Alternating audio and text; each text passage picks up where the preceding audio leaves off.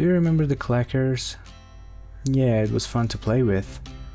So I simulated one to show you the logic behind its movement.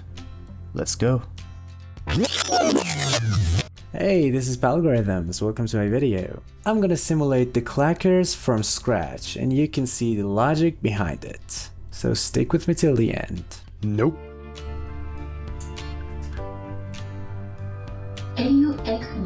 Let's go all the way back to coordinations. You can see the position of my mouse. When I go to the top left, it gets 0 for X and Y. And when I move it to other places, it changes as it should do. Our clackers are technically two ropes. They have joints, which are connected somehow, and some of them have different mass compared to the others. To make a rope, we need joints, and to make a joint, we need point. So let's make a point on the screen for the start. Here's the point, and here's how we render it by a circle.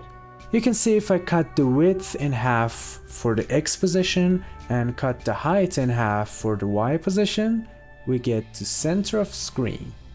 And that's the exact thing we're doing here. Simple, right? But so far we only have a point which doesn't move at all. So let's have some movement for it. I'm going to start by putting an old position for my point, which tells me where my point was at the last frame. Maybe you're asking, how can an old position help us in movement? Let me show you how it works. Let's say this is my point and this is where it was on the previous frame. First thing I'm gonna do is to calculate their difference in Y value. I'll get something like this. And the difference between their X positions give me something like this. If I use both of these at the same frame, I'll get something like this, which I can use as a velocity for my point.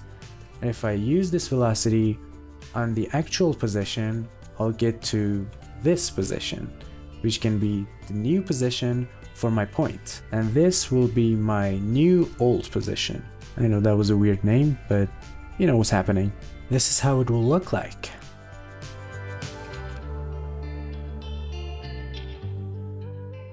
And the reason I use this method is because it's pretty easy to change the direction of movement in this method. For example, I'm moving this point right here, and the moment I change its position to here, it completely changes how it moves.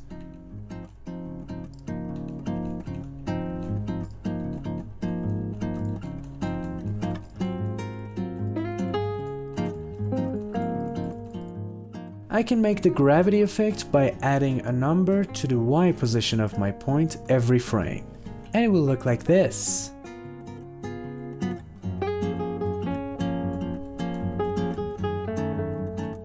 Here's how it will look like if I try to make a rope with these points. Yeah, they need to be connected, as I said. To simulate the connection, I just need to have 2 points and handle the attraction between them. And when I do so, we can do it with how many points that we want. Here's the 2 joints, and here's how I handle the physique and the render part. And between them, I'm gonna do the attraction part. Let's say this is our 2 joints, and if I let them go, they will never come back to each other. I want my joints to slowly reach a target distance. And for them to reach that point, I need to know their actual distance first. And we can find the distance by this simple formula, which is the classic Pythagoras formula. Here they are with the distance and target distance shown on the screen. If I try to shift their positions exactly where they should be in one frame, it looks instant and doesn't look real. We can even make them slowly reach the point, and it looks like this. You may think it's fine, but it's not how stretchy things work in real life. Take a look at this rubber band. This is the normal size, and when I stretch and leave it, it should get back to its normal size, but it goes on and on until something stops it, like this. Right? So we want something like the effect, if you know what I mean. Here's how the code will be, and I will tell you what that division is in just a minute. And the results will be like this.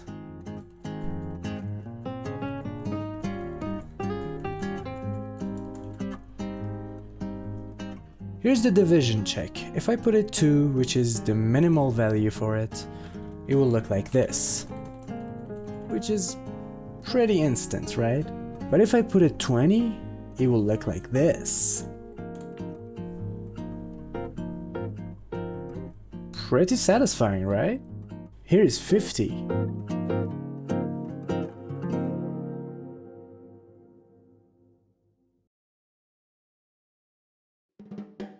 And you know what even makes it cooler?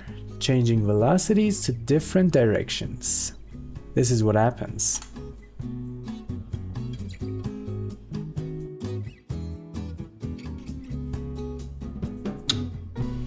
But they want to rotate to infinity, which is not realistic, so we must have a little damping.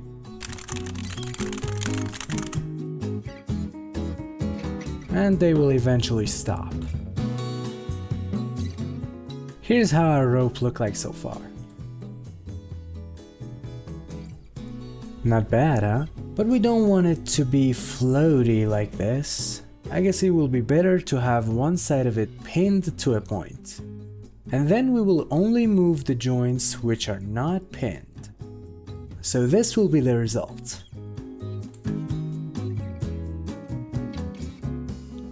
This is how the rope will look like with the top one pinned.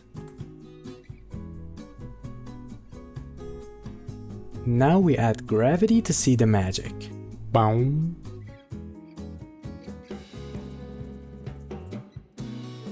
Isn't that just too real?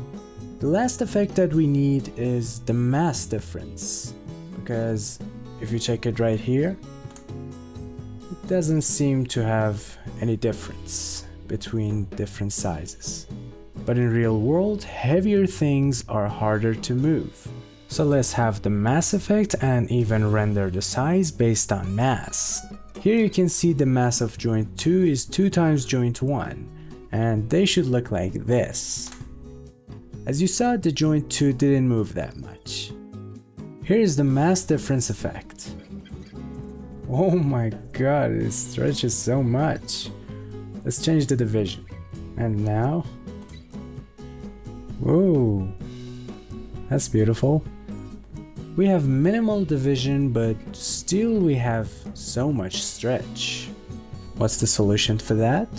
To reduce the stretchy effect, we can do the attraction part multiple times.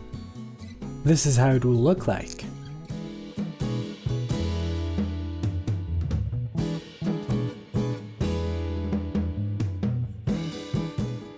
It looks like a string now. By doing some polish and a function to catch the hit, we'll get to the final result. Please rate my clackers from 1 to 10 in the comment section.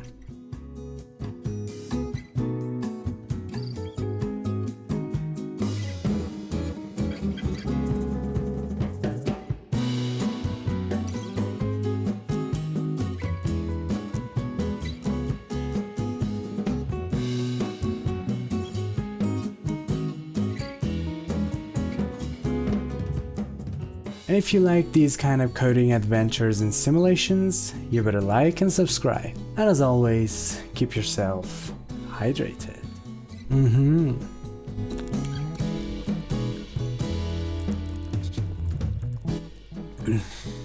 Yeah.